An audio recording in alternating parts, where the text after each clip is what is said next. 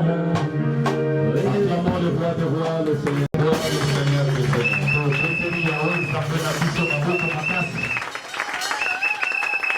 Asseyez-vous au nom de Jésus. 6.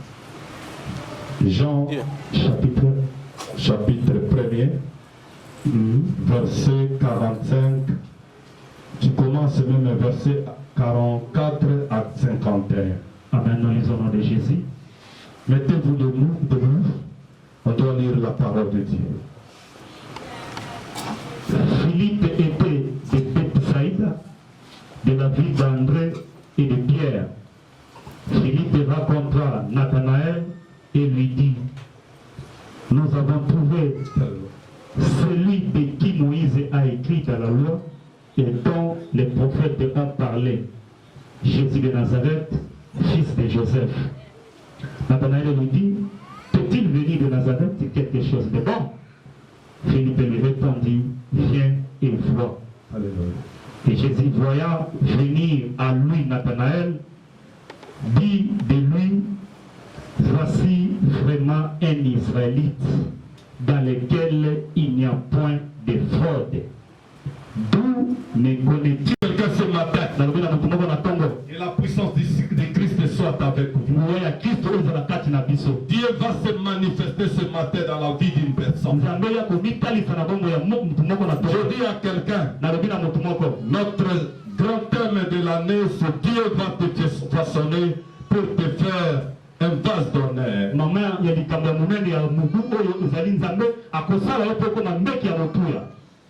Mais notre sous-thème de ce matin, est-ce que quelque chose de bon peut sortir de toi? Est-ce que quelque chose de bon peut sortir de toi? Parce que tu es la personne que les gens négligent. La personne que les gens ont oubliée. La personne qu'on ne considère jamais. Mais je te pose la question ce matin. Est-ce que quelque chose de bon peut sortir de toi? Alléluia. Amen. Alléluia. Amen.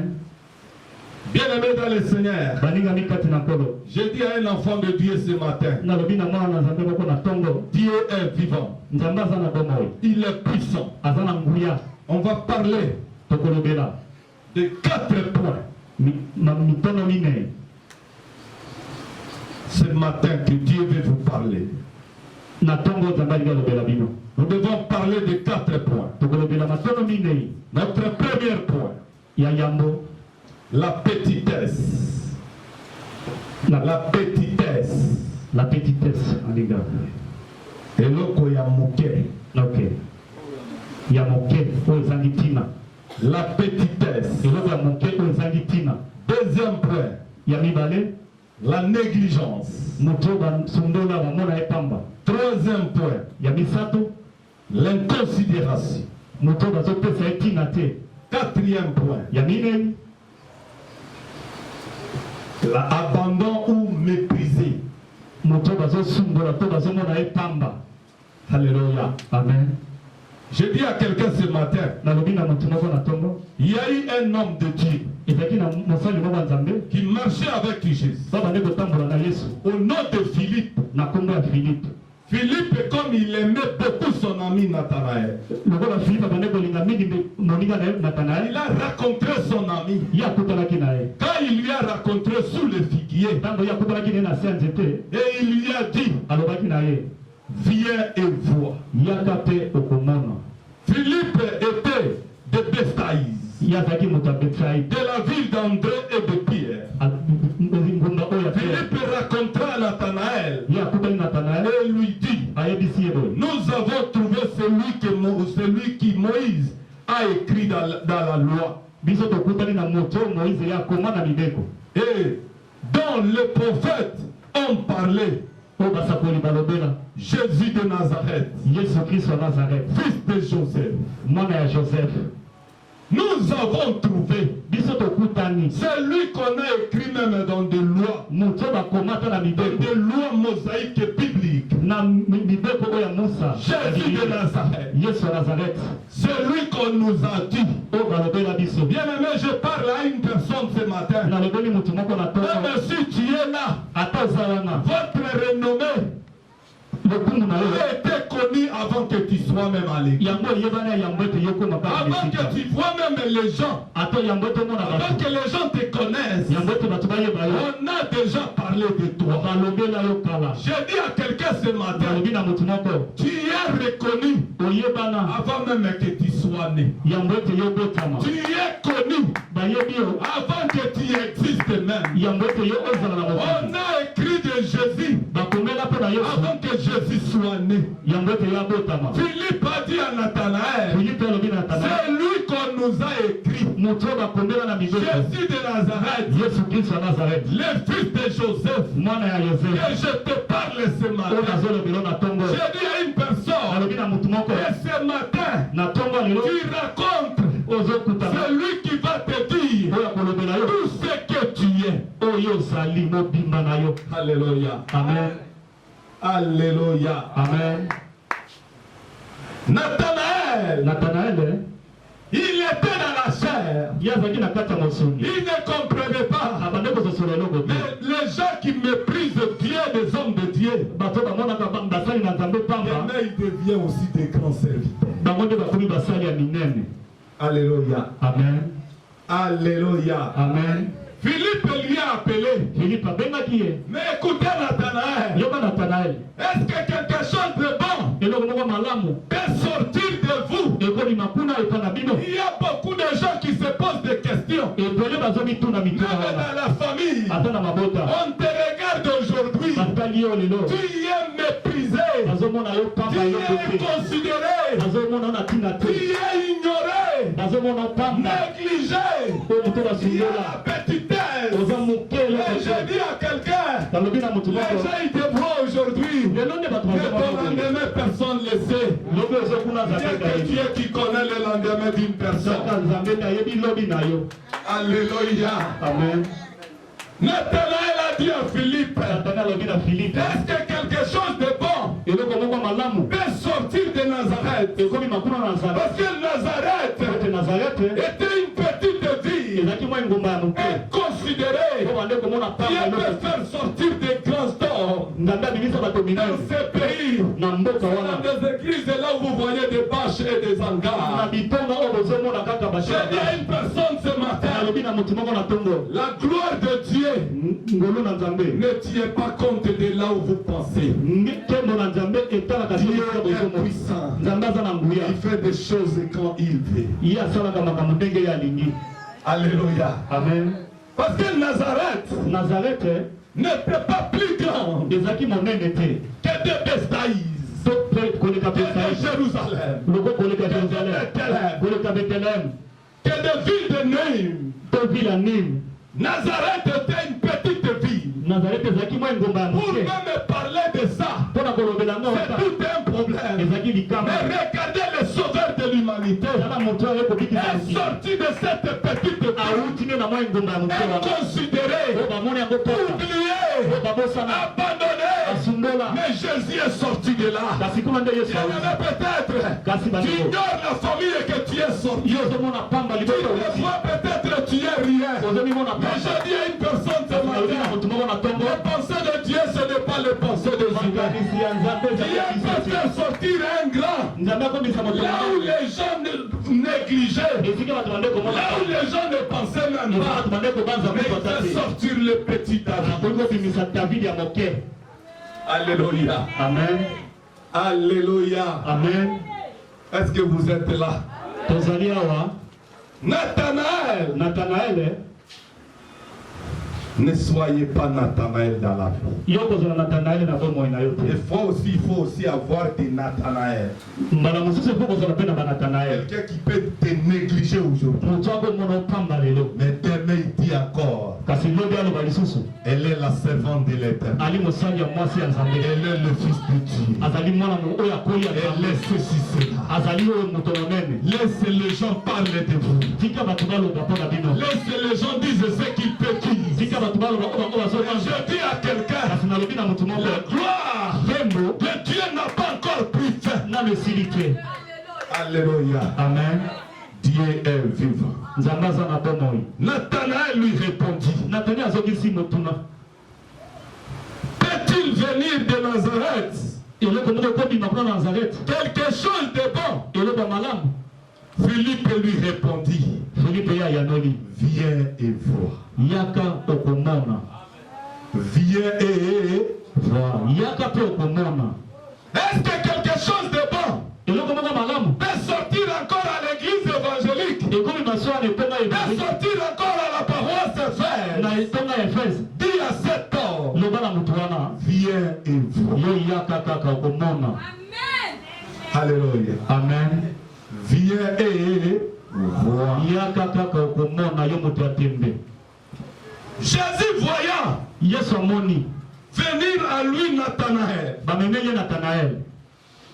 dis-lui, voici vraiment un Israélite dans lequel il n'a point de faute.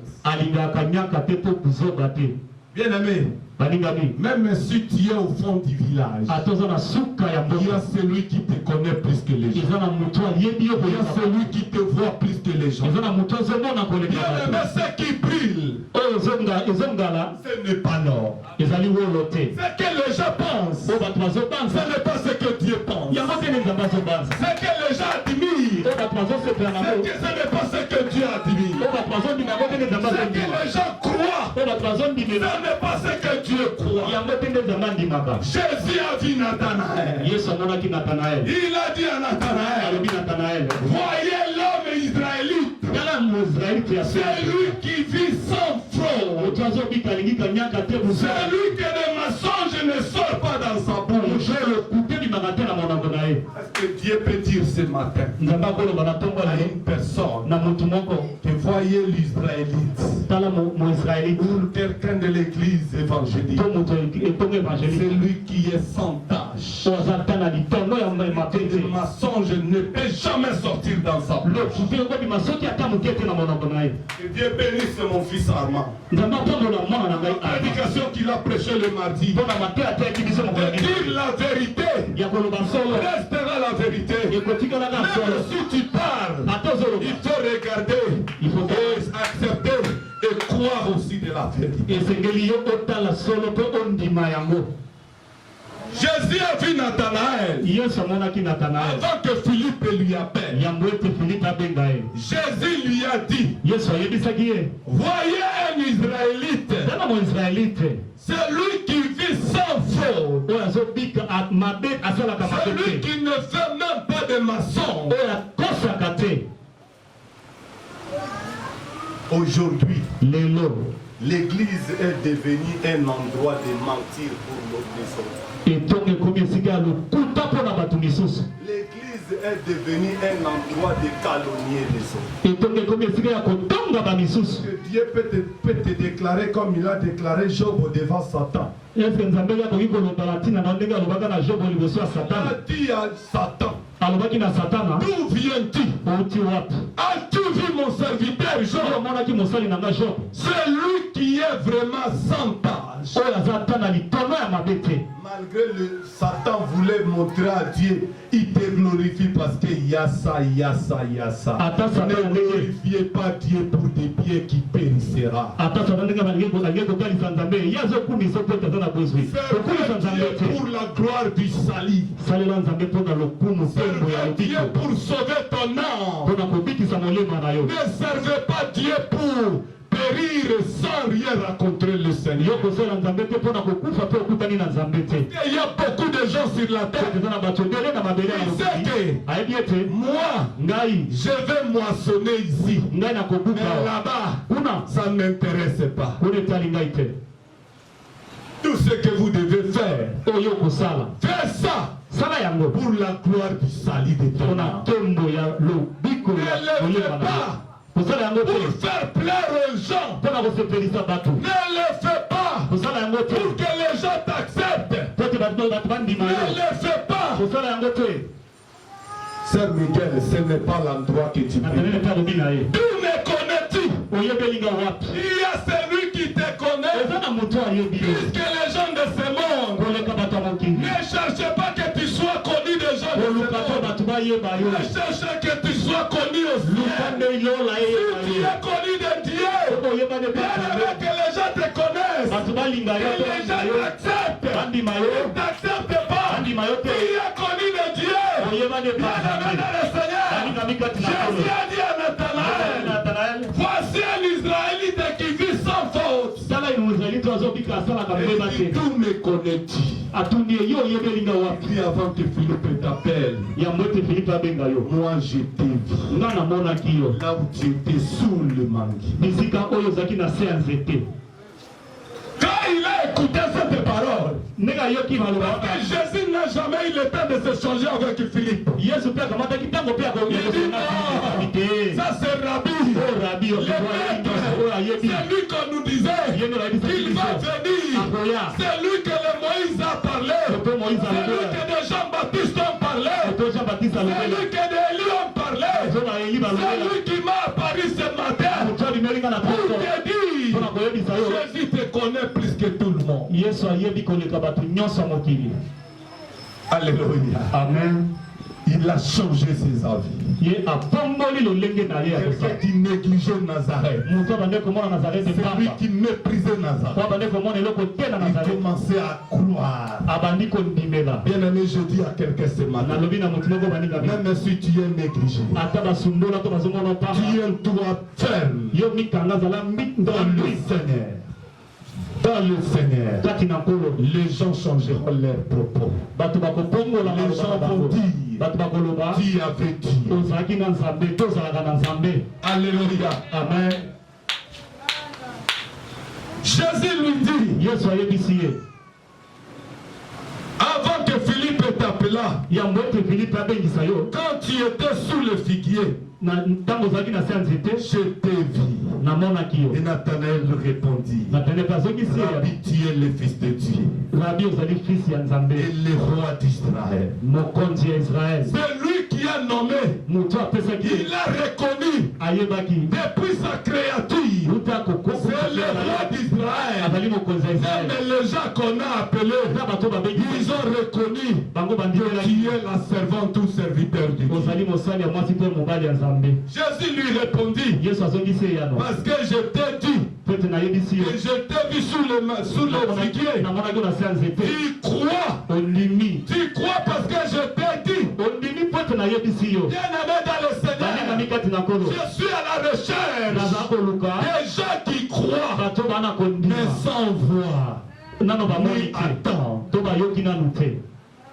tu crois. Ne soyez pas comme des Thomas. C'est lui qui a crié en Jésus. Parce que Jésus lui a demandé, approche-toi d'ici, touche-moi. C'est lui qui vous disait, je vais mourir, on va me crucifier. Mais dans le troisième jour, je ressusciterai. Crois seulement. Il a dit à Marthe, si tu crois, tu verras des merveilles de l'Éternel. Je dis à une personne ce matin, crois seulement. Alléluia. Amen. Alléluia. Amen. Bien aimé, nous passons dans notre premier point parce que nous courons derrière le temps. Je vous avais dit, notre premier point, la petitesse. Si vous regardez bien aimé dans le Seigneur, celui qui a refusé d'accepter Jésus, que c'est lui qu'on a écrit dans des lois bibliques. Mais cet homme est devenu le disciple du Seigneur. La petitesse. Si vous lisez même la Bible, Dieu a envoyé Samuel pour aller choisir un enfant dans la maison d'Isaïe Isaïe a fait sortir les gens qu'il considérait. Il a fait sortir les grands. Mais il a oublié le petit. Il croyait que c'est des Eliab et des Abidam qui vont sortir des rois. Mais la volonté de Dieu, ce n'est pas la volonté des humains. Alléluia. Amen. Dieu peut faire sortir un inconnu. Bien ce que vous pensez aujourd'hui. Alléluia. Amen. Alléluia. Amen. Jésus est vivant. Si vous lisez à 1 Samuel, chapitre 16, verset 11, la Bible nous dit ceci. Puis Samuel dit à Isaïe, sont ceux-là tous tes fils? Et il répondit, il reste encore le plus jeune, mais il fait peindre le brebis. Alors Samuel dit à Isaïe, envoie-le chercher, car nous ne placerons pas avant qu'il soit venu. Même le père, il a méprisé, il a négligé, il ne croyait même pas que David, que Dieu peut poser la royauté de ce pays. Et tu es négligé, tu es méprisé, et on doit que Dieu peut sauver l'honneur de la famille. Je te dis, même si aujourd'hui les gens ne t'acceptent pas, les gens ne croient pas en toi, mais je te dis, toi le choix de Dieu, c'est lui que Dieu a prévu pour sauver l'honneur de sa famille. Alléluia. Amen. Même le papa. C'est pourquoi je dis à quelqu'un, même pour que tu sois béni, ta bénédiction ne dépend même pas de tes parents. Ne dépend même pas de la famille dont tu es sorti. Parce que si ça dépendait des parents, Isaïe ne pouvait pas négliger David. Il était un oubli. Quelqu'un qu'on a laissé dans la forêt.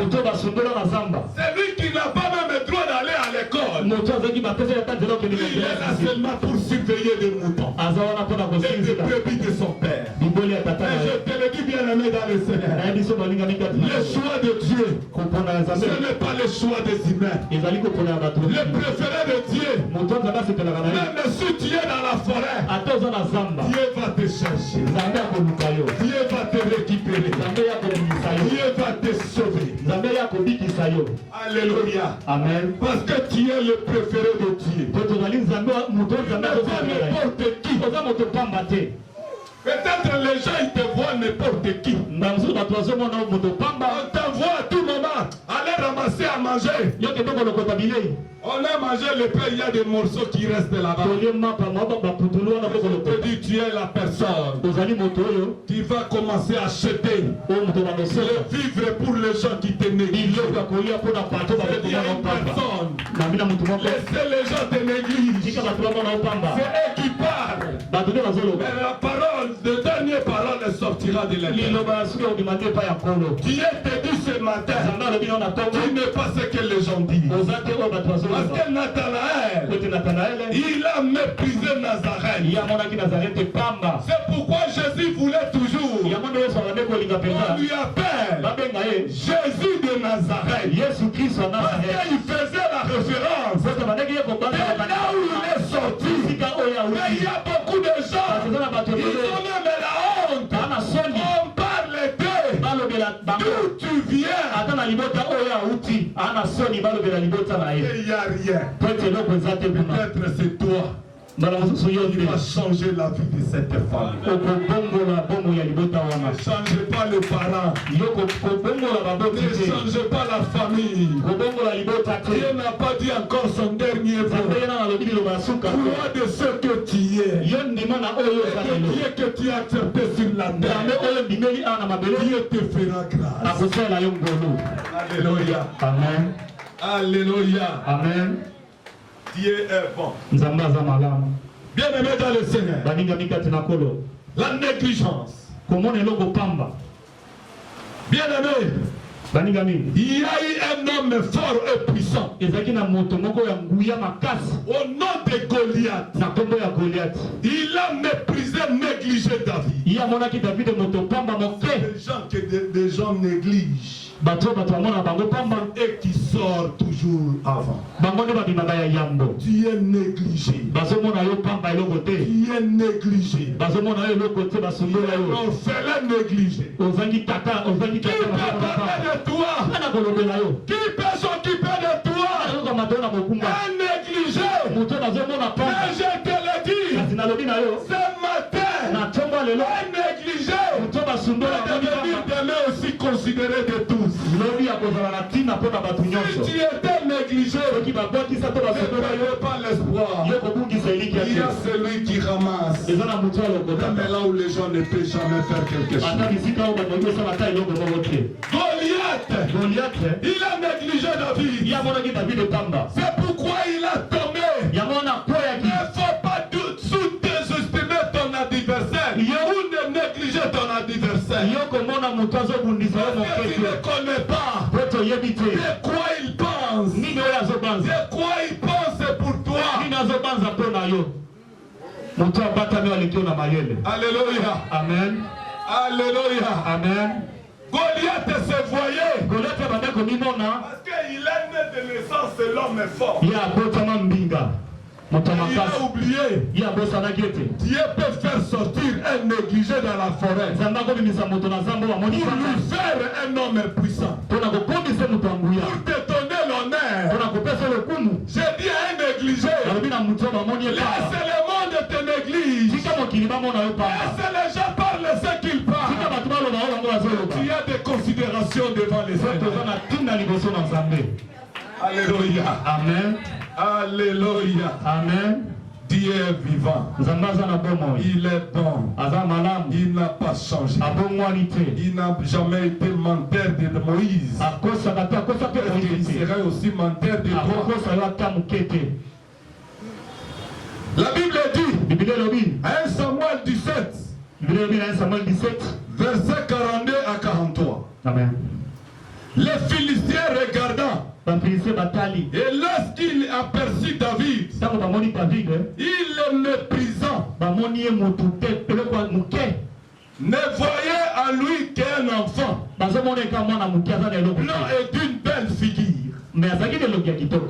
Les Philistins dit à David, suis-je un chien pour que tu viennes à moi avec des bâtons et après l'avoir maudit par ce Dieu. Alléluia. Amen.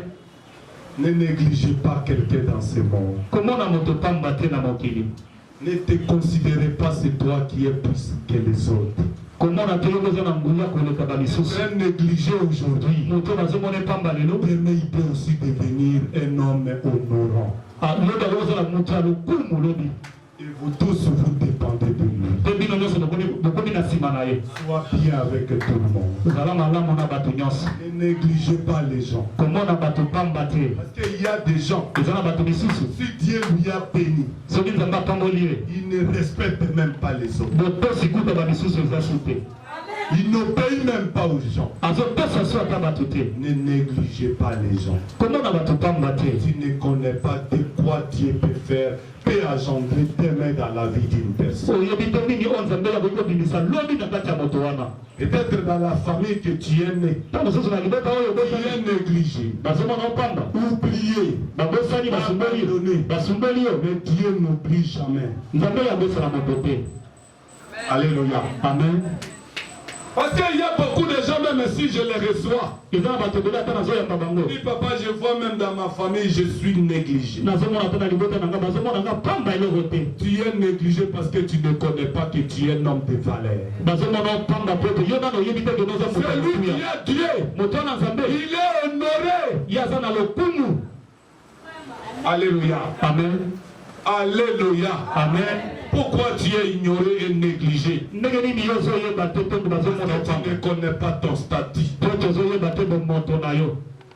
Nazareth était une ville négligée parmi de grandes villes. Est-ce que Jésus pouvait sauver l'humanité? Quelqu'un qui est né dans une, qui est sorti dans une petite ville. Est-ce que Jésus pouvait faire quelque chose par rapport à Israël? Il y a eu de grandes villes en Israël.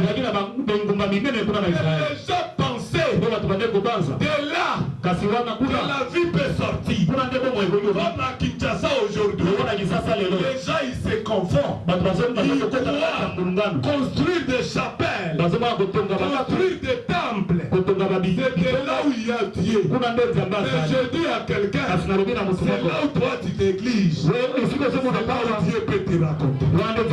C'est là où Dieu peut te visiter. C'est là où Dieu peut changer ton histoire. Alléluia. Amen. Alléluia. Amen. Peut-être toi tu négliges là où tu es. Il y a vie ailleurs. Parce qu'il y a des climatisations et des ventilateurs. Je te dis des ventilateurs et climatisation. Tu n'auras jamais quelqu'un au ciel. C'est ta façon, ta foi qui va te sauver. Si tu crois, tu verras. Alléluia. Amen. Alléluia. Amen. J'entends même nos chantres qui chantent.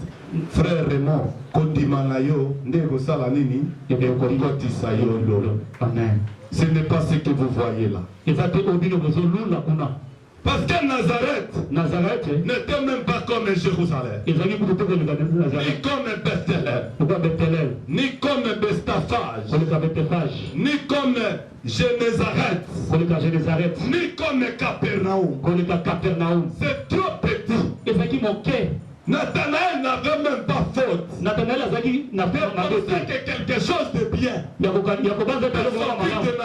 une ville négligée, abandonnée. Je dis un homme négligé. Je dis un homme abandonné. Je dis un homme inconsidéré. C'est en toi là où sortira la vie de beaucoup de gens. Mais ça ne te considère pas. Toi seulement. Alléluia. Amen. Regardez là où tu étais grandi. Là où tu étais né. Est-ce que tu pensais au jour tu peux être ce que tu es aujourd'hui? Jésus a dit à Nathanaël, je te dis en vérité, ce que tu verras, ce que tu n'as jamais encore vu. Alléluia. Amen. Alléluia. Amen. Nazareth,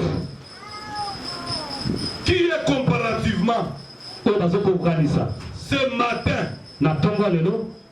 comme Nazareth oublié, négligé, qui pouvait parler de toi, qui pouvait penser de toi, parce que le regard de gens est différent du regard de Dieu. Des fois tu es négligé, oublié, laissé comme un Mephibosheth.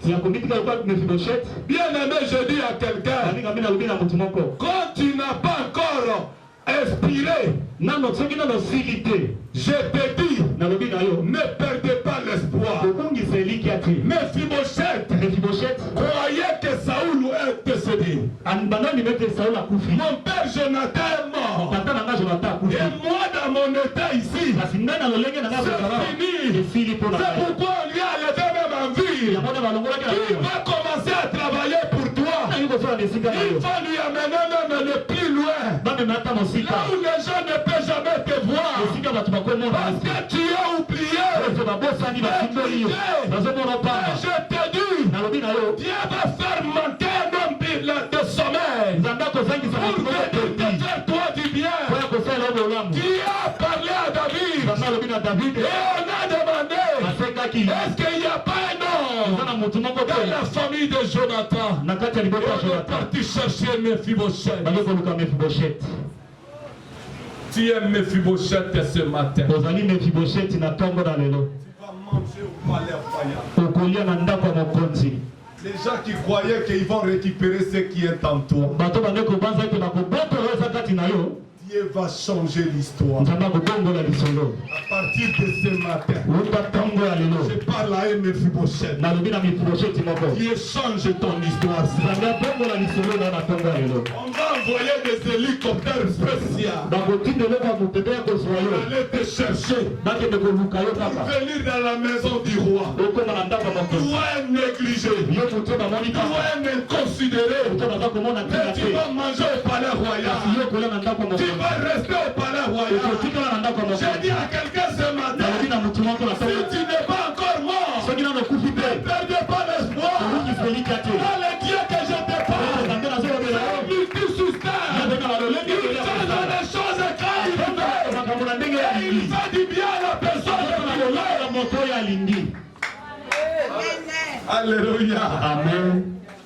Mephibosheth était déjà désespéré. Mephibosheth ye asili ete elikya. Moi handicapé, Ngai oyo ebosono. qui va parler encore? Nani akoloba so na ntina na ngai? Bien-aimé, Balingami. il y a un Dieu. Oza na Nzambe. Mardochée était seul Mardochée atikalaki ye moko dans le pays des gens. na mboka ya bato. Malgré on a préparé des choses. Ata babongisaki bamakambo. Mais qui pouvait parler au roi Nani akei koloba epe ya mokonzi? pour que la vie de Mardochée soit sauvée? Po ete boma ya Mardochée ebikisama. Dieu lui-même, Nzambe ye moko il a fait manquer le sommeil au roi. azengisi mokonzi Pour poni. faire son serviteur du bien. Po ete asala mosala na ye bolamu. Il dit, ne perdez pas l'espoir. Obongisa elikya te. Gardez votre foi. Yo batela kondima na Dieu yo. va changer ton histoire. Nzambe akobongola lisolo na yo. Dieu va changer ton histoire. Nzambe akobongola lisolo na yo. Que les gens dans la famille Oyo pensent. bato libota Ce bazobanza. que Dieu pense pour toi. Yango te Nzambe azobanza mpo na Dieu yo. va changer l'histoire d'une personne. Nzambe azobongola lisolo ya mutu moko na tonga Il lelo. est Mardochée de ce matin. Ozali Mardochée na tonga Il est lelo. Mephibosheth de ce Ozali matin. Mephibosheth na tonga lelo. Dieu va se souvenir de toi. Nzambe ya kokanisa Tu kobanza epa vas na yo. manger au palais royal. Okende kolia na ndako ya mokonzi. Quelque chose qui était impossible aux gens. Eloko ezalaki pasi na miso ya bato. Impossible. Ekomi pete mpa Nzambe. Alléluia. Amen. Oyo bato bamonaki ekosalema te mais mpo na nzambe mbula oyo ekosalema oyo bato batiaki point mpo na yo mbula oyo nzambe aochange histoire. Jésus va susciter. Yesu ye akobimisa moto.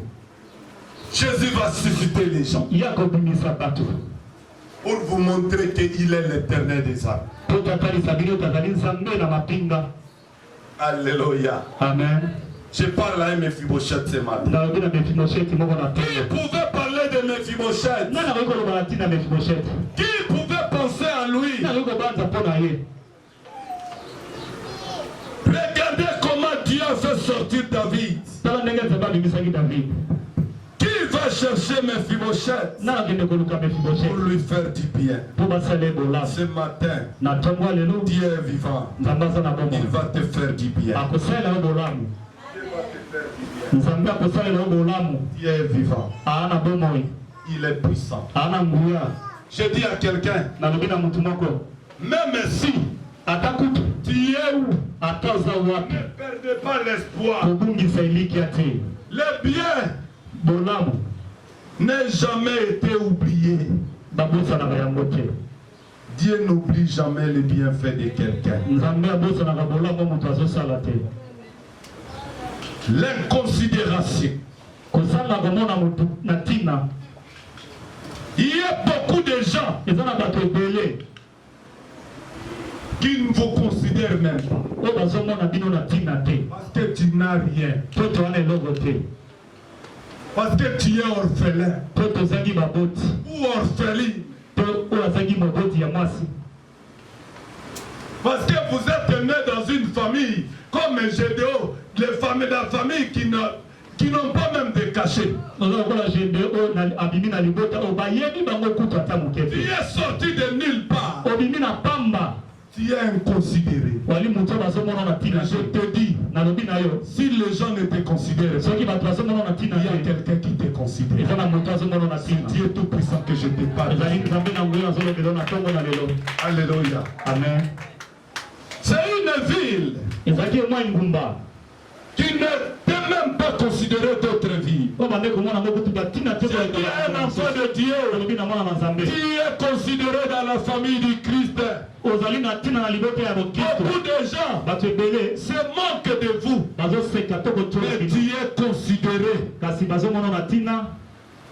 dans la famille de Dieu. Même si tu es inconsidéré dans la société, dans la famille, ne perdez pas ton espoir.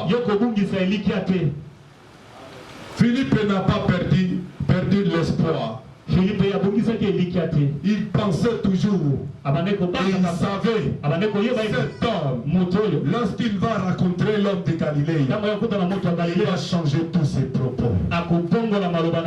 Jésus te connaît plus que toi. Jésus te connaît plus que toi. Jésus te connaît.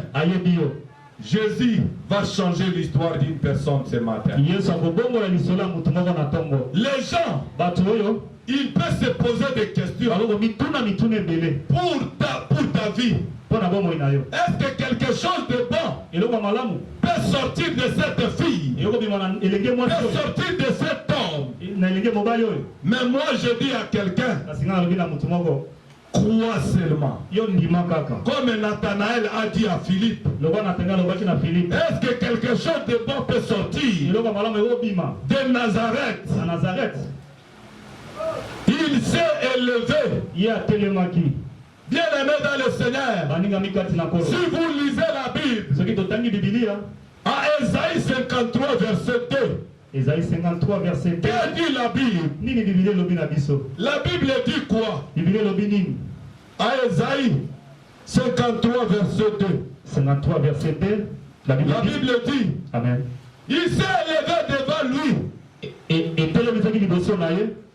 comme une faible plante. Comme un rejeton qui sort d'une terre desséchée. Il s'est élevé comme un rejeton qui sort d'une terre desséchée. Tu es sorti d'une terre desséchée, là où les gens ne pensaient même pas, là où les gens ne pouvaient même pas parler. Tu es sorti de cette famille. Alléluia. Amen. Toi qui avais, tu n'avais ni beauté, ni éclat pour attirer le regard des gens. Bien aimé, j'ai vu dans ma vie quelqu'un ou quelqu'une, elle ne mérite même pas. Mais regardez l'homme à qui elle est partie mariée. Regardez la femme à qui il est parti marié. Lui qui n'avait ni beauté ni éclat pour attirer le regard des gens. Il est sorti de nulle part.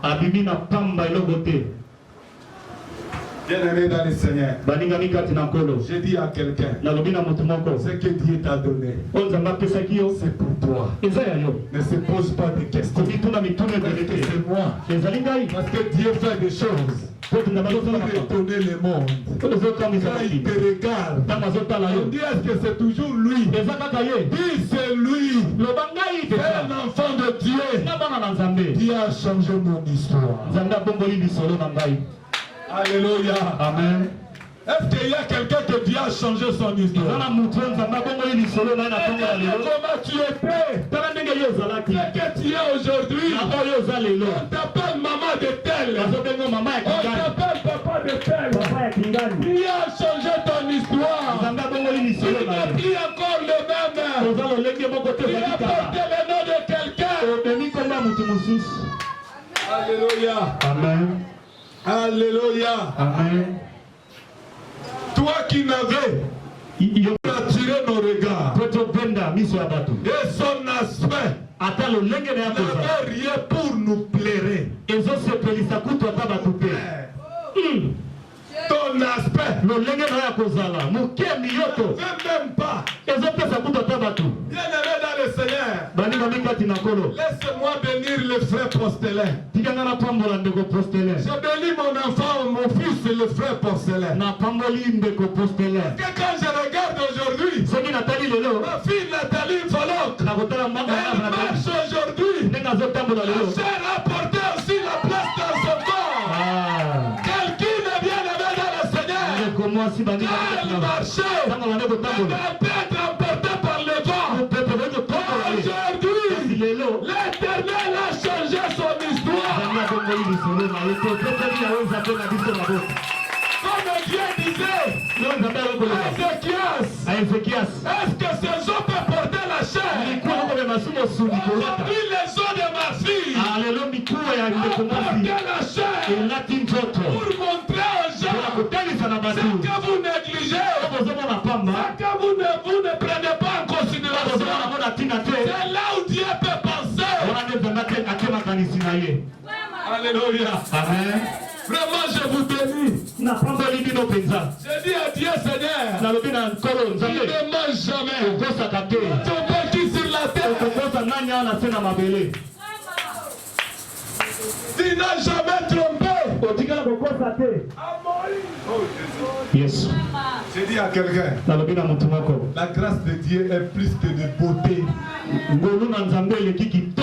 Les éclats que vous pensez.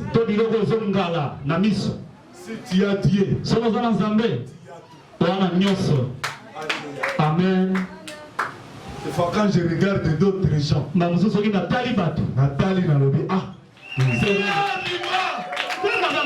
il est puissant. Il est vivant. Alléluia. Amen. Alléluia. Amen. Confiez-vous à Dieu. Vous ne serez jamais confiés. Vous ne serez jamais déçus.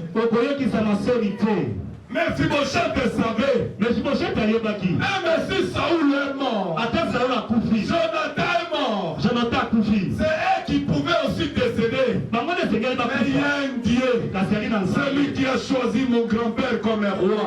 Il fera toujours quelque chose dans notre lignée. Alléluia. Amen. J'ai beaucoup de mariages avec vous ici. Juillet.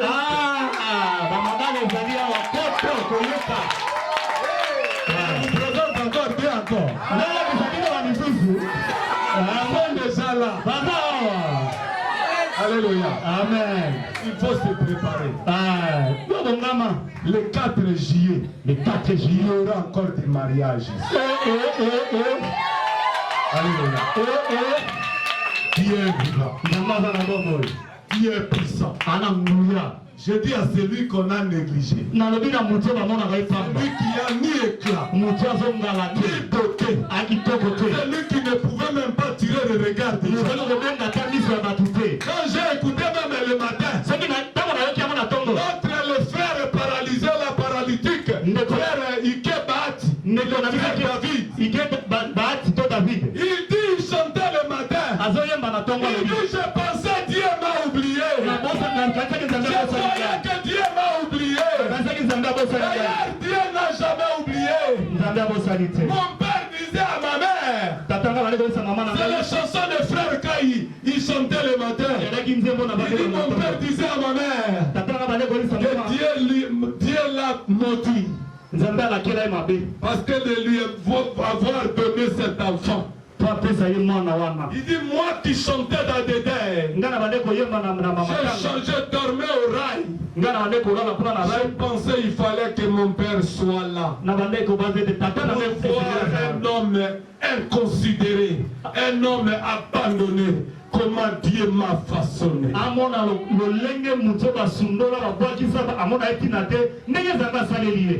Il dit, alobi je pleure parce que mon père, il est déjà rentré dans le séjour. nazali kolela pote tata na ngasi azongi na mabele Il fallait qu'il soit là esengelaki azala wana pour voir pote amona mes frères qui disaient, bandeko nango c'est eux qui vont l'enterrer, bango nde bakokunda qui ngai vont faire ceci, bango cela. nde bakosala Mais nini aujourd'hui, kasi lelo ce n'est pas eux. eza bango te Le Dieu qui a passé à un homme inconsidéré, nzambe abandi un homme négligé, celui qu'on ne voulait même pas envoyer à l'école, celui qu'on parle dans la fête, on lui ferme à la maison, on ne tient même pas compte que l'incendie de courant peut sortir après. amen bazopesa soni na libota Parce que tu étais l'opprobre de la famille. bobande kopesa soni na libota okatala Aujourd'hui, lelo c'est lui qui faisait l'opprobre de la famille. bobande kopesa soni na libota Il fait maintenant l'honneur de la famille. yende atalisi lokumu ya libota Bien-aimé, balingami les pensées de Dieu, ce n'est pas les pensées des gens. mabanzo ya nzambe ezali ya biso bato ya mokili te Ne vois pas que tu es au bout. komona te babosani yo Ne vois pas que tu es perdu.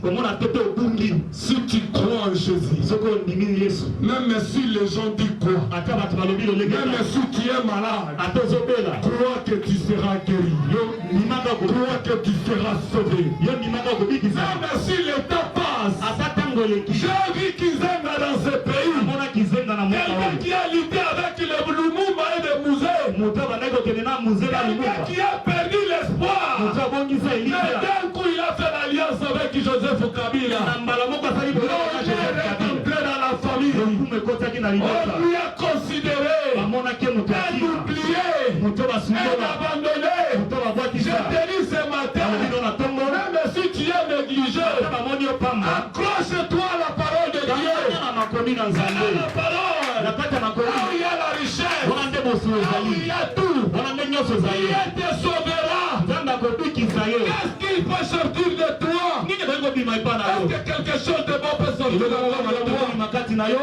Les gens disent que tu es malade. bato bazoloba toza na C'est fini bokono pour toi. esili esuki Les mpo na gens yo disent que tu n'as rien bato fait. balobi ozasala eloko C'est te fini pour toi. esuki mpo na yo Moi je te dis ce kasi ngai biso na matin, ntango na lelo Dieu n'a pas dit encore son dernier mot dans ta vie. suka te na bomoi na Ne yo te décourage yo pas. kolemba te Accroche-toi. kangama Même si tu es minimisé, ate bamoni tu yo es eloko te méprisé, bamoni yo pamba abandonné, bambasukola négligé. babwakisa Dieu n'abandonne jamais nzambe ses atikela élus. kosundola baponami na ye te Alléluia. amen Tu es le choix de Dieu. ozali moponami ya nzambe Même si on te jette à l'Ubouac, ata babwaki yo kuna na malweka il y aura un corbeau qui va venir pour te nourrir. ezali na ndeke moko akoya kuna kobwakilo biloko akolia Et quand Dieu voit que non, ntango yesu amoni apelemi que l'eau de torrent veut sécher, mai kuna na ngombe il ingekauka va te dire, nakoyebisa yo déplace-toi d'ici.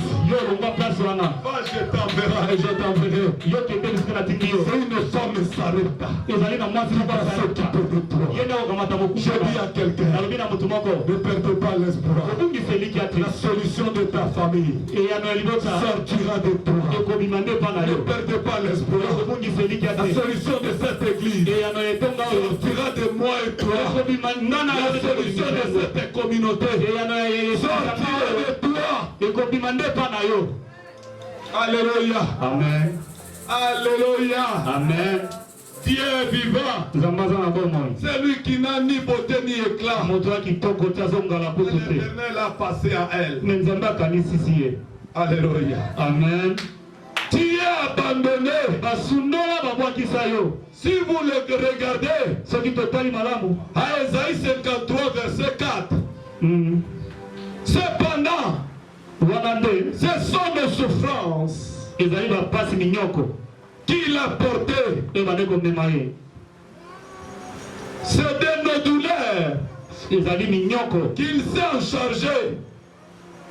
Et nous l'avons considéré comme puni et frappé de Dieu et humilié. minyoko bamemisaki ngai yango nde nakanisaki mpe basundolaki mpe komona nga eloko te Verset 3 dit, méprisé, komona pamba abandonné kosundola des hommes, bato hommes de douleur bato ya minyoko et habitués à la souffrance, bango bamezala na pasi minyoko semblable à celui de ton détourné le visage.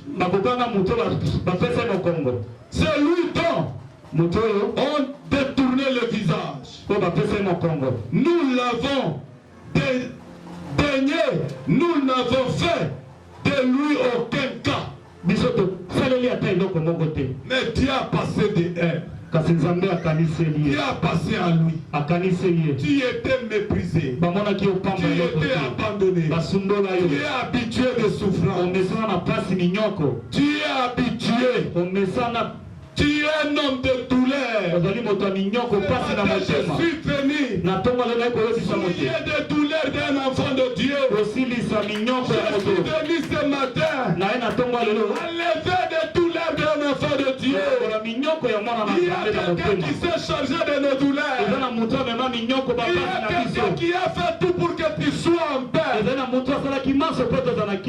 si tu es méprisé dans la famille, dans la société, partout là où tu seras, je te dis ce matin, il y a un temps de pleurer. Il y a un temps de pleurer. Il y a aussi un temps de se réjouir. Jusqu'à quand tu vas continuer à pleurer? Mais si Dieu n'existe pas, c'est lui qui a dit. Il s'est chargé de nos pardons, de nos douleurs. Il dit, venez à moi, vous tous qui êtes chargés et fatigués. Je vous donnerai du repos. Bien-aimé, on ne s'habitue pas des douleurs. On ne s'habitue pas des souffrances. Il y a un temps de souffrir. Il y a un temps aussi de se réjouir. Jusqu'à quand? Toi, tu peux aussi se réjouir. Tu peux se réjouir comme les autres. Tu peux aussi sourire comme les autres. Il y a quelqu'un ce matin. La grâce de Dieu et la miséricorde de Dieu ne sont pas épuisées. C'est le même Dieu qui agissait dans le temps des autres. Il est capable aussi d'agir à partir de ce matin dans le temps. La seule heure on va chanter. C'est le temps maintenant que moi je me réjouis. Il y a un temps de la souffrance. Il y a un temps de pleurer. Il y a un temps aussi de se réjouir. Jusqu'à quand? Toi tu peux rester seulement mendiant. Jusqu'à quand toi aussi tu peux donner aux autres. Jusqu'à quand les gens aussi peuvent venir. Pensez te demander aussi un matin. Il y a quelqu'un. Le temps de grâce n'est pas encore pris fin. Le temps de miracle n'est pas encore pris fin. Ne pleurez plus. Si tu pleures, tu montres votre faiblesse devant les yeux de l'ennemi. Tu es l'enfant du roi des rois. Tu es l'enfant de Jésus de Nazareth. Même s'il y a un problème, même si les gens vous font des guerres ou des problèmes, à tout moment je dis aux enfants de Dieu, vous les gens qui conduisent les prières, écoutez dans notre paroisse, que vous faites référence, c'est comme s'il y a des problèmes éternels ici. Non, bien aimé dans le Seigneur, il y a un temps pour tout. Il y a le temps de parler mal. Il y a aussi le temps de se réjouir. Ce n'est pas à tout moment. On doit toujours parler mal. On doit toujours penser mal. Il y a un temps pour tout. Je dis à quelqu'un, je te dis ce matin, quelque chose de bon peut sortir dans ta vie. Quelque chose de bon peut sortir dans ta vie. Te concerne seulement. Seulement. Jésus. Le Dieu que je t'amène ce matin, il n'a pas changé. Le même Dieu qui a apparu à Moïse. Il a dit à Moïse, j'ai écouté les cris de mon père. Je t'envoie. Allez libérer mon père. C'est le même Dieu qui a apparu à Daniel. Qui a apparu à Élisée. Il a apparu à Joseph. Qui est Joseph de la Même si tu es vendu, tu ne mourras jamais. Il n'y aura pas des animaux sauvages qui vont te dévorer. Tu as le plan de Dieu dans tes mains. L'Éternel bénit cette homélie de ce matin. À nous tous, Jésus de Nazareth. Dieu te bénisse. Bénis quelqu'un. Je dis à quelqu'un ce matin, quelque chose de bien peut sortir dans ta vie. Que Dieu te bénisse.